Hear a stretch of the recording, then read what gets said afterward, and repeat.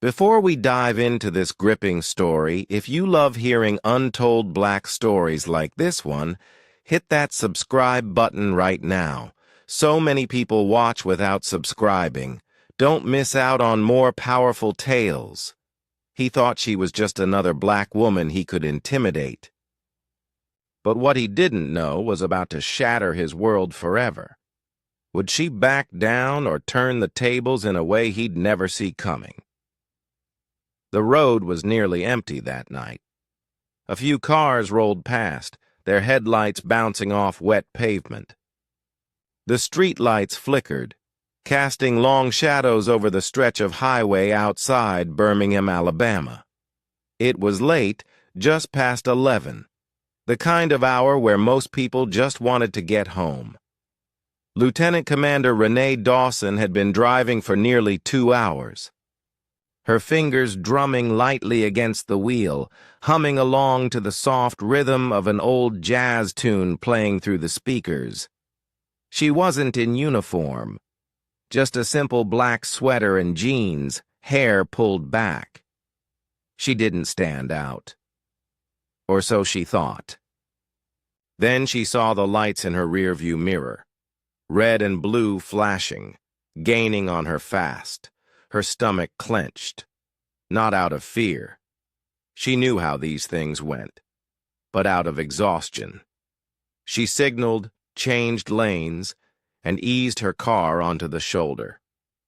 She put the car in park, took a slow breath, and kept both hands where they could be seen. She had been in the military long enough to know the drill. A white patrol car stopped just behind her. The officer took his time getting out. When he finally did, he moved like a man who expected obedience. Heavy boots scuffing against asphalt, one hand resting on his belt, the other holding a flashlight that flicked on as he approached. She turned her head slightly, watching him through the side mirror. The name on his badge caught the light. Briggs. License and registration. No greeting, no explanation. His voice was flat, practiced, impatient. Renee met his eyes in the mirror, then reached slowly into the glove compartment, pulling out her documents. "Was I speeding, officer?" she asked, her voice steady. Briggs didn't answer right away. He took the papers from her hand, holding them just out of reach as he gave her car a once-over. "Tail lights out," he said. She frowned. "That can't be right." Briggs finally looked at her. "Are you arguing with me?" A beat of silence passed. Renee could feel the shift in the air, that quiet, unspoken moment where power met resistance, and one side expected the other to cave. She'd seen it before. In briefings on bases overseas, in training exercises meant to prepare sailors for the world outside the Navy. She knew better than to push, but she also knew her rights. "I'm just saying," she replied, voice calm. "My tail lights were checked a few weeks ago, but if there's an issue, I can get it fixed." "Step out of the car." Briggs cut her off like he hadn't heard a word. Renee exhaled slowly. She glanced toward the traffic ahead. No witnesses. She tapped her fingers against the steering wheel once, then reached for the door handle. "Mind telling me why?" she asked. Briggs tilted his head, smirking. "Because I said so." She let that hang in the air for a second, then unbuckled her seatbelt and pushed the door open. The night air was cooler than she expected. She stepped onto the pavement, her posture relaxed but measured. She wasn't looking for a fight, but she wouldn't be bullied either.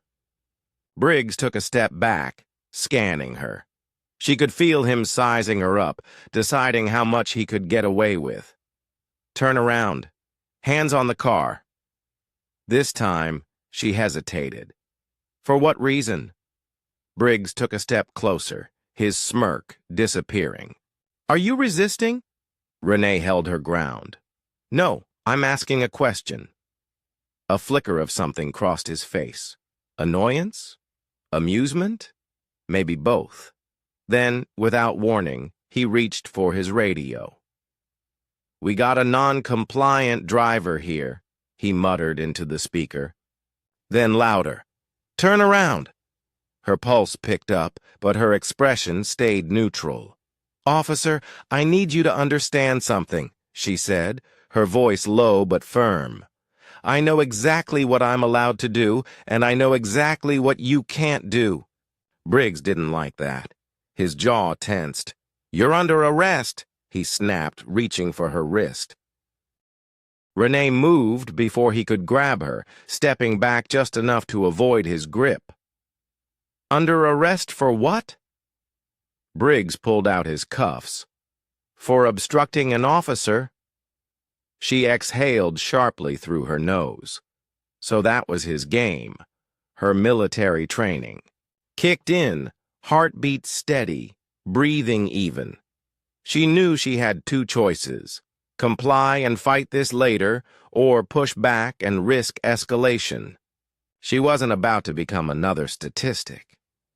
With slow, deliberate movements, she turned, placing her hands on the roof of her car. The metal was cool against her palms.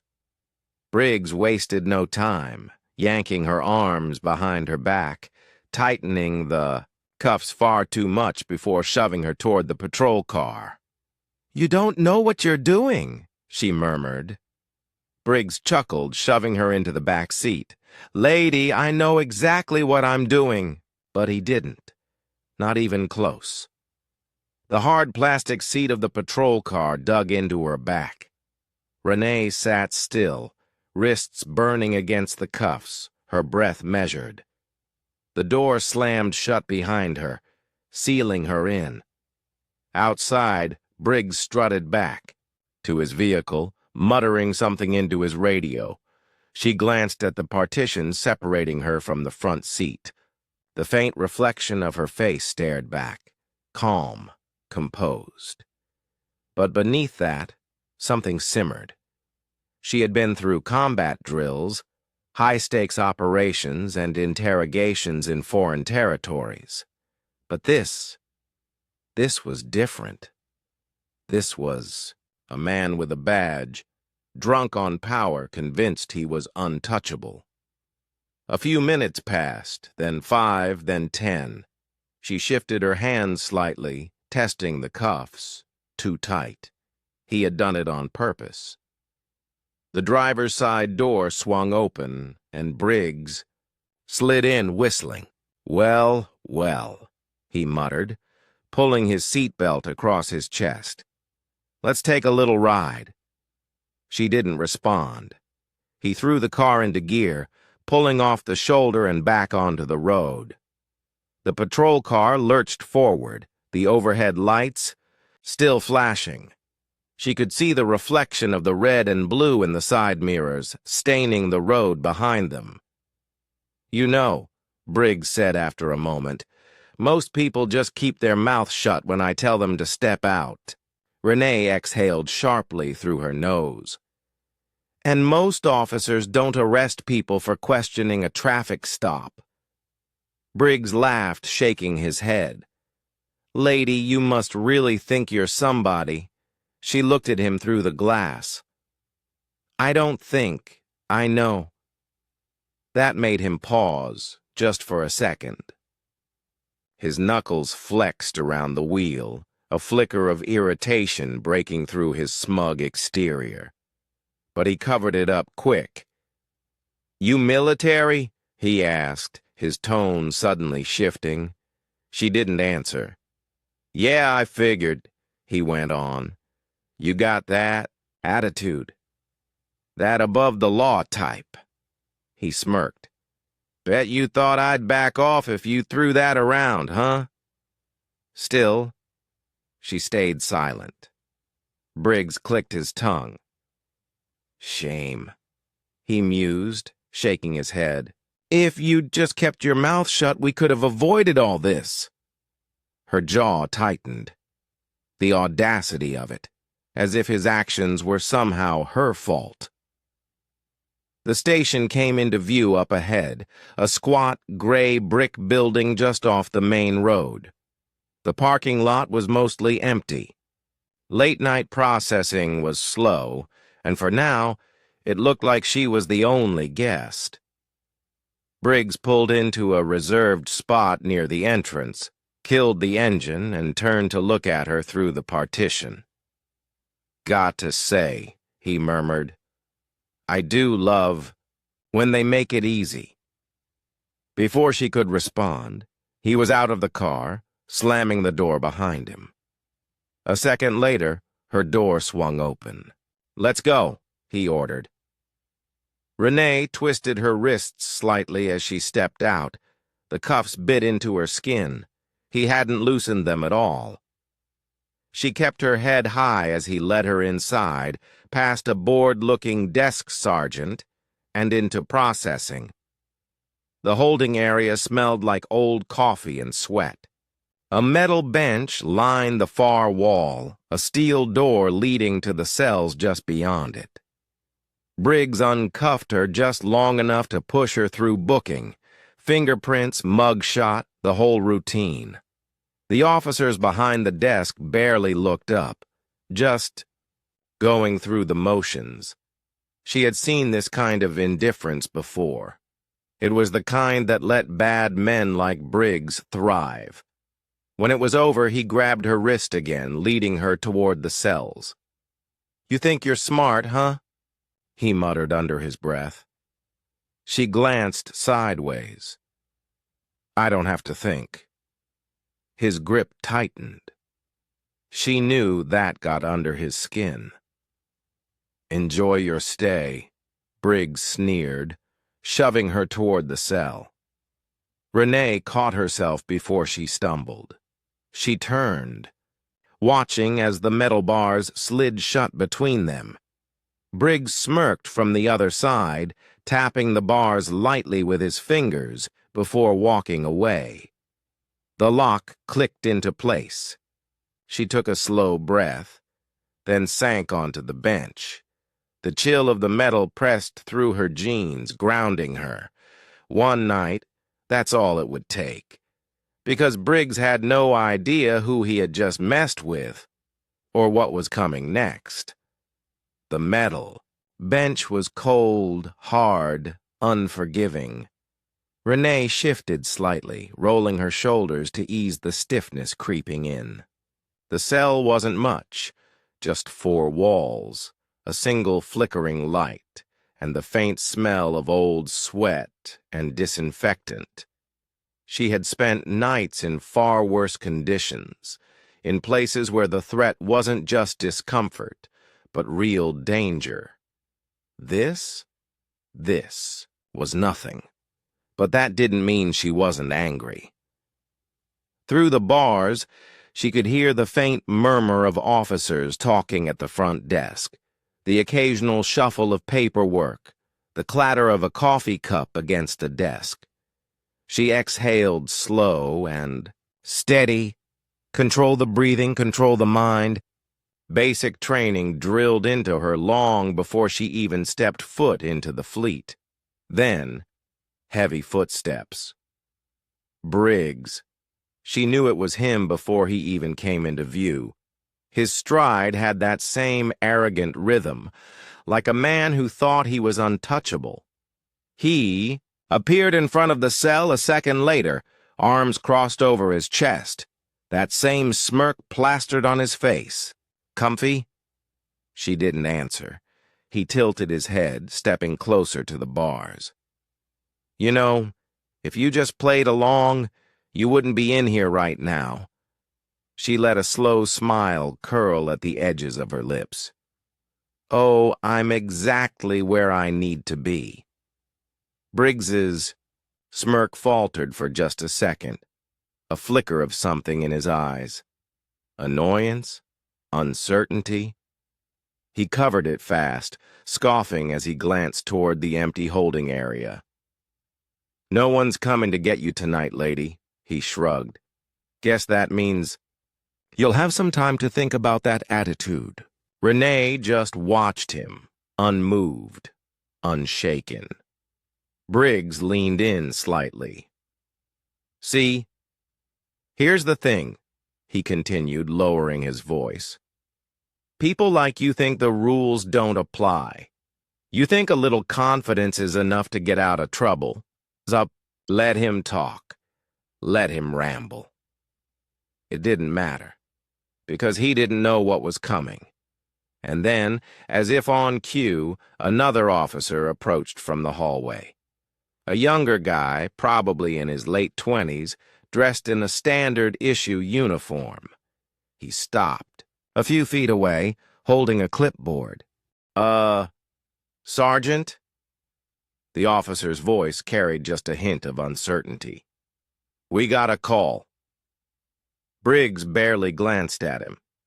"And?" The officer hesitated, shifted on his feet. "I think you need to see this." Briggs frowned, then gave Renee one last look before stepping away. She sat back, listening. The conversation was hushed, but she caught bits and pieces, something about a lawyer, a call from higher up, questions about why she was being held. Briggs's voice dropped lower, sharp and annoyed.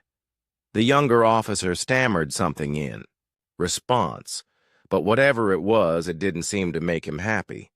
Then, heavy footsteps again. Briggs stormed back, jaw tight, hands clenched into fists at his sides. His smirk was gone. "What the hell did you do?" Renee leaned forward, resting her elbows on her knees. "I didn't do anything." She tilted her head slightly. "But people talk, and some of us have friends in very high places." Briggs's face darkened. She could see it now, that moment of realization creeping in, the shift in power. He wasn't in control anymore. He turned on his heel, muttering something under his breath, and disappeared down the hallway. Renee exhaled. It wouldn't be long. Now. And when the truth came out, Briggs was going to regret every single decision that led him here.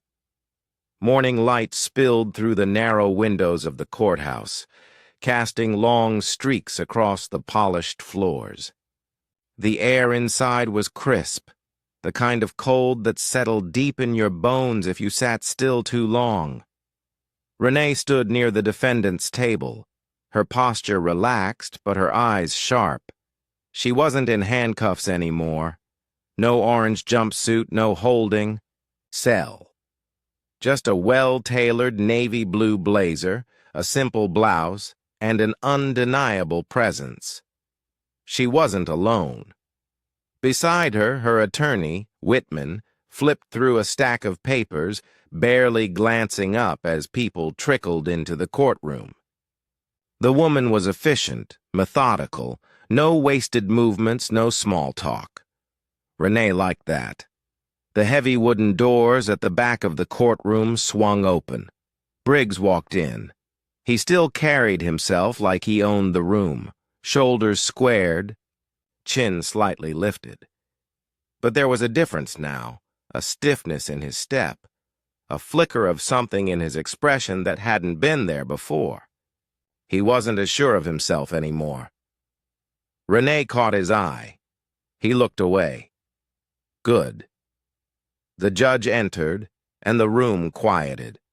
Judge Alan Kirkland, an older man with a weary expression, adjusted his glasses as he settled in. He didn't waste time. "All right," he sighed, glancing over the case files. "Let's get to it." The prosecutor, a middle-aged man with neatly combed hair, cleared his throat.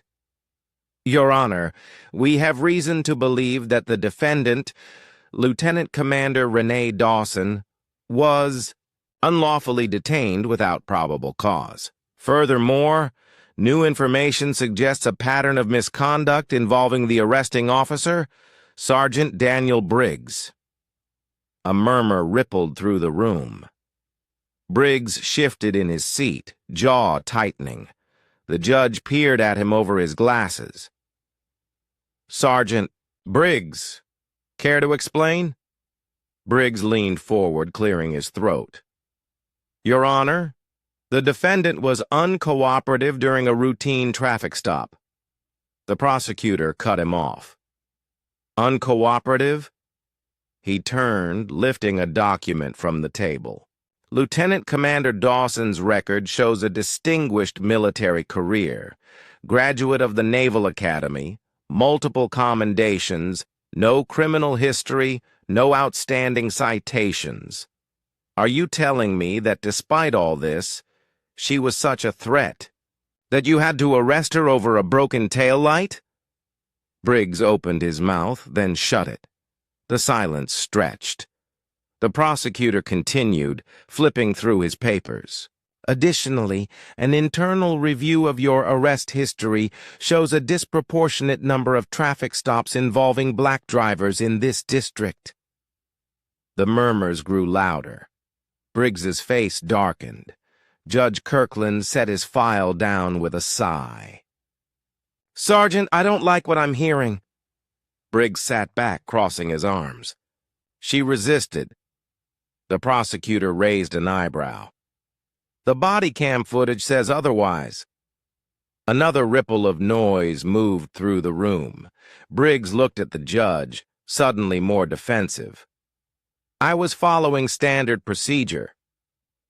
Judge Kirkland wasn't buying it. He glanced toward the bailiff. Let's play the footage. A screen lowered at the front of the courtroom. A video began to play. Renee didn't turn to watch. She had lived it. Briggs barking orders, her calm voice, the unnecessary escalation, the smug way he tightened the cuffs. The room was dead silent when the footage ended. Judge Kirkland leaned forward, steepling his fingers. Sergeant Briggs, you violated protocol. You conducted an unlawful arrest, and you failed to report the full details in your initial statement. Briggs opened his mouth, but the judge wasn't done. The charges against Lieutenant Commander Dawson are hereby dismissed. His gavel came down sharp and final, and I strongly suggest an internal investigation into Sergeant Briggs's conduct. The tension in the room snapped like a pulled rubber band. Briggs looked like he had been punched in the gut, his face flushed red, hands clenched into fists at his sides. Renee simply exhaled slowly, controlled. She never had a doubt. As she stood, collecting her things, she glanced toward Briggs one last time. Their eyes met. No words were exchanged. They didn't need to be. Because this time, she wasn't the one who had to fight for her reputation. Briggs was. Briggs stormed out of the courtroom, his heavy footsteps echoing down the polished hallways. His face was tight, his jaw clenched. He could feel the eyes on him. Other officers, court staff, even reporters who had shown up after word of the case spread. He wasn't used to this. He was used to control, to walking into a room and commanding respect, or fear. But now, the power he had taken for granted felt like it was slipping through his fingers. And then came the worst part. Sergeant Briggs! A sharp voice cut through the hallway noise. He turned. Chief Eldon Baker stood with his arms crossed, his expression unreadable.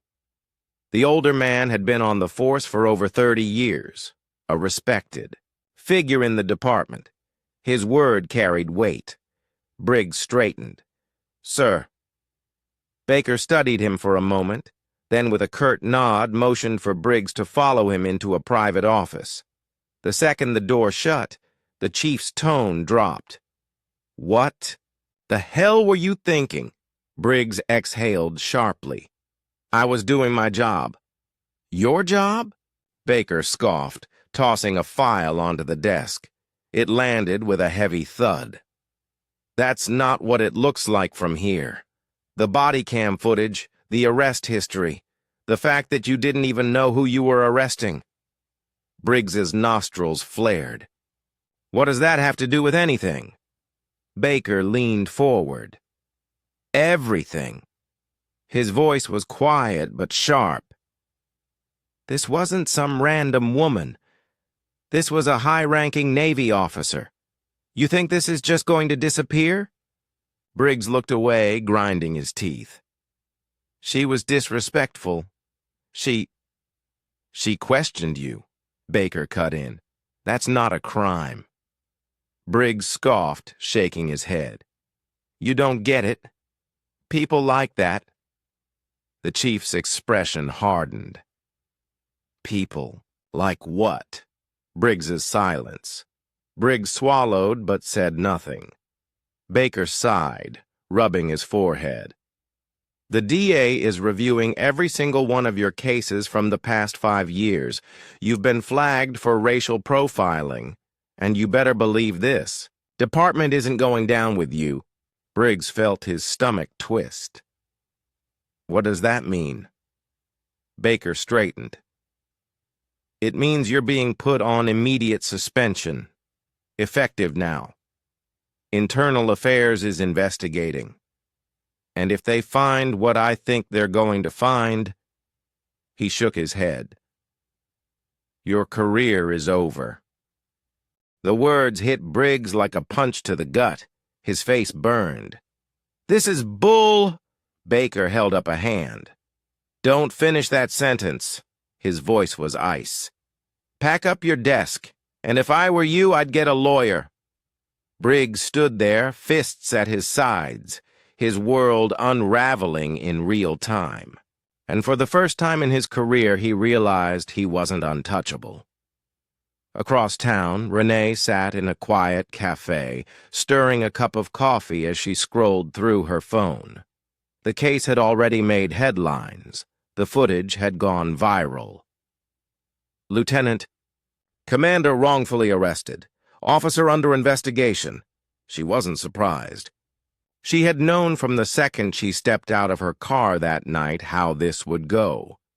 She had seen men like Briggs before, entitled, arrogant, used to bending the law in their favor. But this time, he lost. Her phone buzzed. A message from her attorney. Briggs has been suspended, might face charges. Renee took a slow sip of her coffee. Good. She glanced out the window, watching the city move on around her. The fight wasn't over. Not for her, not for the people Briggs had likely hurt before. But today was a win. The crisp afternoon air carried the scent of fresh rain as Renee stepped out of the cafe. The weight of the past 24 hours should have lingered on her shoulders, but it didn't. She walked with the same confidence she always had. Head high, steps steady. Her phone buzzed again. This time it was a number she recognized. She sighed, then answered. Captain. Lieutenant Commander. The familiar voice greeted her. I assume you've seen the news. I have. A brief silence, then. And how are you feeling? Renee glanced at her reflection in a nearby storefront window. She saw no signs of defeat, no cracks in her composure. I feel like I did exactly what I was supposed to do, she replied. The captain's voice softened.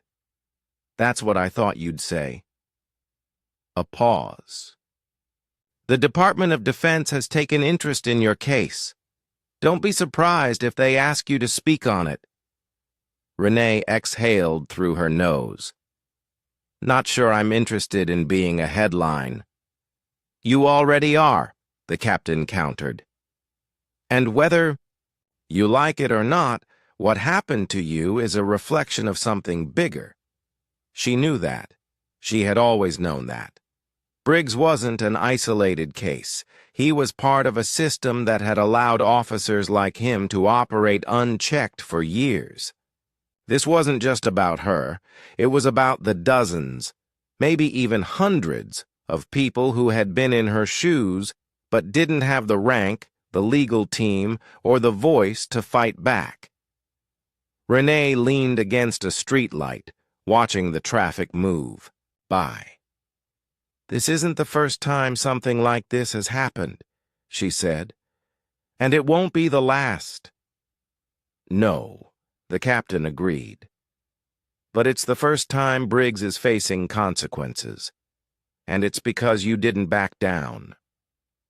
Renee closed her eyes for a second, letting those words settle.